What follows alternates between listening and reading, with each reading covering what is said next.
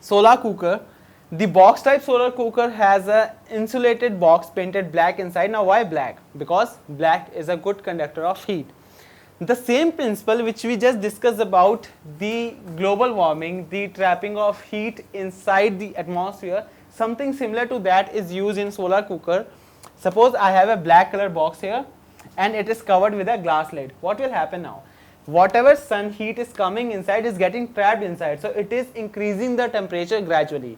So at some point it is going to reach optimum heat or optimum temperature which is required to cook a food substance. So that is a solar cooker. So it is covered by a glass plate which allows heat to enter inside but does not allow it to escape out. It has a mirror to reflect more sunlight to it, so it's not just the area of which it is made up of, even extra reflection heat is coming through it. The food which is to be cooked is kept inside a container box, and it can produce temperature of about 100 degrees Celsius to 140 degrees Celsius. So see, a small box just by using sunlight can produce so much of heat. Solar water heater. This is, I'm pretty sure that most of you have already used. These days in winters, instead of using normal geysers, we prefer solar water heaters, because in solar water heaters it is absolutely free of cost. Just one time installation cost is there, and then we can get good warm water in the winters. So solar water heater has an insulated box painted black again inside with the system of copper tubes. It is covered with a glass plate which allows heat to enter but does not allow it to escape. And then the water flows through the copper tube which is already hot because it is placed inside that box, and when the cold water passes through the copper tubes, copper is a good conductor of heat, water gets warm, and then we get warm water in our tubes. Then this and this is a water heater, and this is a solar cooker. See, the box which is placed with these things, suppose whatever I have to cook, I am placing it inside and I am closing the lid which is made up of glass. So sunlight which is going in is not coming out, plus this black coating is helping temperature to rise very high. Second part, the mirror, it is reflecting more heat into it. Now there is a very huge disadvantage with it. Not that sunlight is not available all the time. If you have a cloudy weather, then obviously you will be getting on and off sunlight, so it is going to be an issue. But I'm not talking about that. If any one of you has ever used a solar cooker, you'll see that it becomes really hot and we just can't touch it. So now if you can see, there are small wheels below it to move the whole solar cooker, right? So there are insulated handles provided, but it's sometimes it's a bit hot to use. Now this is solar cooker and this is solar water heater.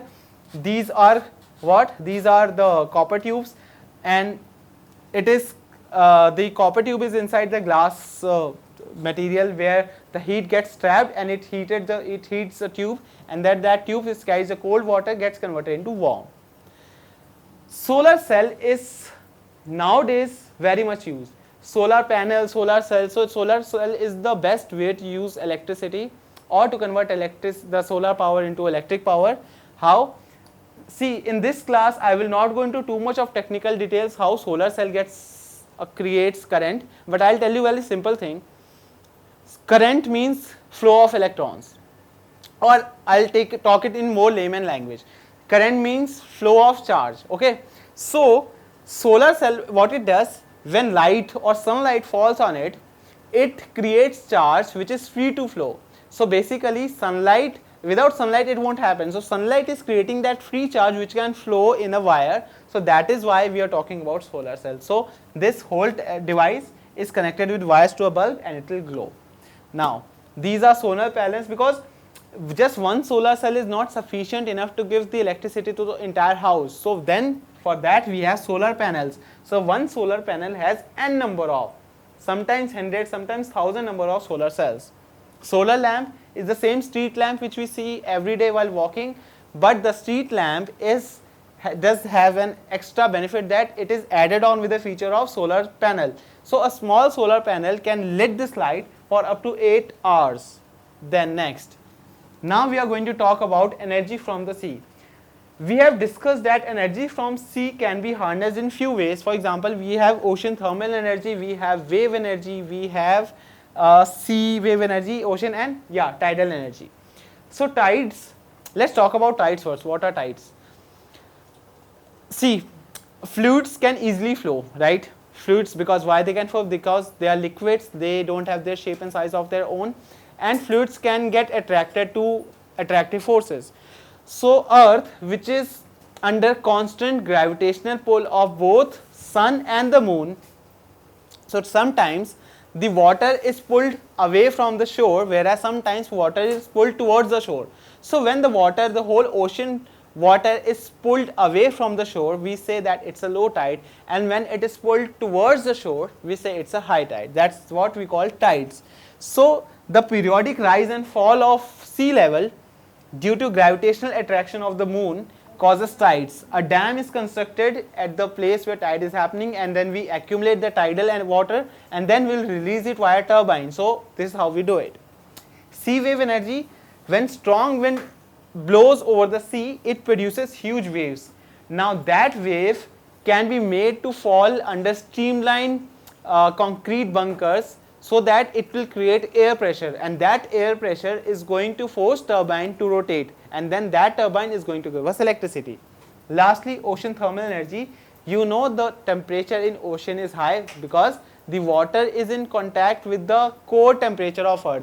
Even the centermost part is, though we haven't even reached the centermost part, we haven't even penetrated more than 3 kilometers till now, but even if you go a kilometer at depth of the earth's surface, the temperature is going to be really high. So water or oceans which are at huge depths, the temperature at the bottom is a bit large. So we just use the fact that there is a temperature difference on the floor of the ocean, on the top of the ocean.